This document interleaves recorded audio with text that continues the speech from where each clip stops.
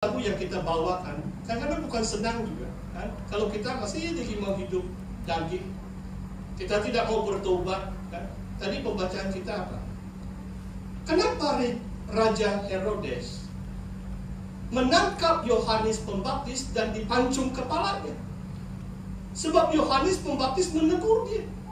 Kenapa kamu ceraikan istrimu dan ambil istri saudaranya? Wah, kalau saudara masih mau hidup dalam perzinahan, tidak mungkin saudara dapat melakukan kehendak Tuhan. Saudara manusia bersifat daging. Kadang-kadang yang menyampaikan firman Tuhan menjadi sasaran. Don't shoot the messenger if you don't like the message, kata orang. Bukan senang. Kadang-kadang Tuhan beri saya penghiburan melalui penglihatan. Sebab saya selalu berdiri di sini. Wah, bukan semua orang dapat menerima apa yang disampaikan. Kalau mereka mau hidup dalam kedagingan, dalam dosa, mereka tidak mau bertobat. Reaksi raja itu adalah, Yohanes, kamu berani cakap tentang saya? Kamu berani komen saya istri saya yang kedua atau ketiga? Berani kamu masuk penjara?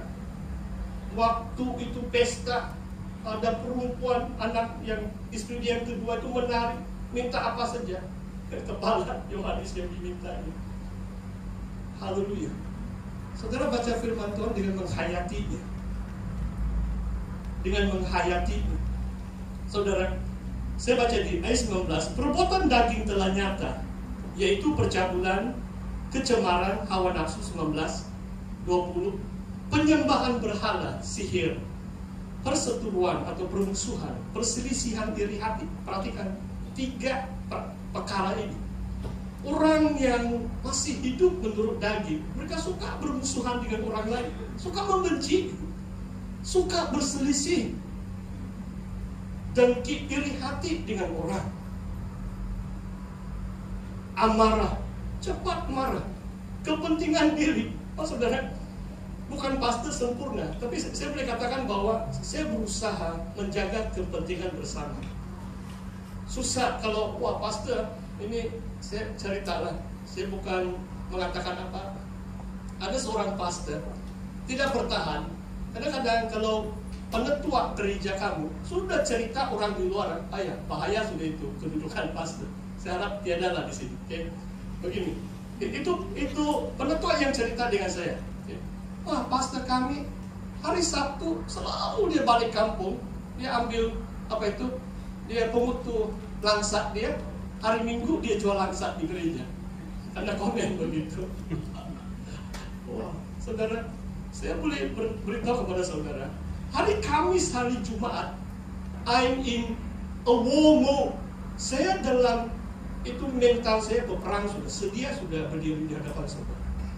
3-4 hari saya sudah fokus sudah. Saya tidak mau apapun. Tahun ini saya belum balik di tabungan kampung istri saya. Belum 1 kali saudara. Nanti saya minta izin lah penetua, bagilah pastor cuti. Memang mereka sedia itu. Cuma pasti yang belum minta cuti. Nah, jangan kamu salah paham. Jangan kamu salah paham. Cuma begitu saudara. Kalau pastor Anda kalau komplain hanya jualan sab saja hari Ahad, oh ya bahaya. Gereja itu tidak mungkin bertumbuh. Sebab dia sudah macam terbahagi hati. Saya tidak menghakimi itu, sebab saya tahu kadang-kadang mungkin gereja bayar itu pastor 800 ringgit, dia tidak cukup kan? Ada 4 anak, jadi dia jualan salah itu. Kenapa menyalahkan itu pastor? Bayarlah lebih, supaya dia fokus dalam pelayanan dia. Haleluya. Jangan kita pentingkan diri saudara. Dalam apapun kita lakukan, pencederaan, roh pemecahan, kita berusaha menyatukan. Jangan menjadi batu sandungan kepada orang lain yang membawa perpecahan, kedengkian, kemabukan, pesta pora dan sebagainya. Saudara, gereja kita pun kadang-kadang ada pencobaan. Saya naik tangga pun belum sampai tangga 2 pun saya tercium sudah bau. Mungkin saudara paham itu. Orang mabuk semalam itu kan. Tapi kita orang yang sudah bertobat saudara. Kita sudah ada penguasaan diri. Kita tidak mau lagi kemabukan atau pesta pora. Kita sungguh-sungguh mengikuti Kristus. Haleluya. Saudara kembali, tinggal 2-3 ayat saja. 1 Korintus 3, mari kita kembali di situ. Aku menanam, Apolos menyiram, tetapi Allah yang memberi pertumbuhan. Maksudnya setiap hamba Tuhan ada peranan, panggilan masing-masing. Dan sesama hamba Tuhan jangan bergaduh, jangan berselisih, jangan ada perpecahan. Tuhan mengutus kita, kalau dalam konteks gereja kita saling memerlukan. Jangan kita menyisihkan sebagian hamba Tuhan. Jangan ada berpuak-puak factions. Jangan. Kita bersatu sebab semua adalah pekerja Tuhan. Membangun apa yang sedang dibangun. Mari kita baca ayat 7, 8 dan 9. Karena itu penting bukan yang menanam atau menyiram, melainkan Allah yang memberi bertumbuh. Baik yang menanam maupun yang menyiram adalah sama. Walaupun karunia berbeza, Apolos dan Paulus itu berbeza. Apolos itu orang Alexandria, terlatih dari cara berucap, berbicara. Ramai orang minat, mungkin bahasa yang lebih indah, tata bahasa yang lebih lengkap berbanding Paulus. Sedangkan Paulus orang yang hebat, luar biasa. Tapi Apolos, cara dia bicara, sehingga ada orang lebih minat dengan Apolos berbanding dengan Paulus. Tapi Paulus katakan sama saja. Kami cuma pelayan Tuhan. Tuhan yang memberi pertumbuhan, bukan kehebatan seorang hamba Tuhan. Betapa hebat seorang hamba Tuhan. If God does not give growth, the church will not grow. So, gereja adalah milik Tuhan. Pelayanan yang kita lakukan adalah pelayanan rohani. Tuhan yang adalah roh, yang mencurahkan rohnya, memberi kita kebangunan rohani, sehingga kita dapat menjadi manusia rohani. Baik yang menanam, ayat 8, maupun yang menyiram adalah sama. Masing-masing akan menerima upahnya sesuai dengan pekerjaannya sendiri. Perhatikan ini, saudara. Ini janji Tuhan yang sangat indah, saudara. Sudah masuk tahun ke-31 saya melayani Tuhan, dan saya memandang kepada upah sesuai dengan pekerjaan saya di dunia ini untuk Tuhan Yesus. Sama dengan saudara. Satu hari Tuhan Yesus hanya tanya, mungkin selalu saya bayangkan ini tafsiran pastor. Satu hari waktu kita berdiri di Bema Kristus atau Bema Kristus, Traktat Pengadilan Kristus, Tuhan Yesus tanya satu saja, what have you done for me? Apa yang engkau telah lakukan untuk aku, kata Yesus. Itu saja. Oh, saudara jawab sekarang, oh jangan, mau nazak sudah mau dekat, sudah baru jawab, terlambat sudah kan. Tidak boleh naik tangga, sudah ini tangga yang ketiga, baru mau melayani. Tadi mengatakan sejak masa muda saya sangat bersyukur. Saya 30 tahun usia saya melayani Tuhan penuh masa. Saudara, melayani Tuhan sewaktu masih muda, ada kekuatan. Banyak hal saya tidak boleh lakukan sekarang berbanding 30-an atau 40-an. Inilah hakikat hidup manusia, tubuh yang fana di dunia ini. Yang terakhir, saudara, ayat 9, karena kami adalah kawan sekerja Allah. Kamu adalah ladang Allah, bangunan Allah. Jadi Paulus beri dua metafora. Jemaat Tuhan ini, orang percaya ini diibaratkan sebagai ladang Tuhan. Maksudnya macam orang yang mengerjakan ladang itu macam petani lah itu, kan? Yang membajak dan sebagainya.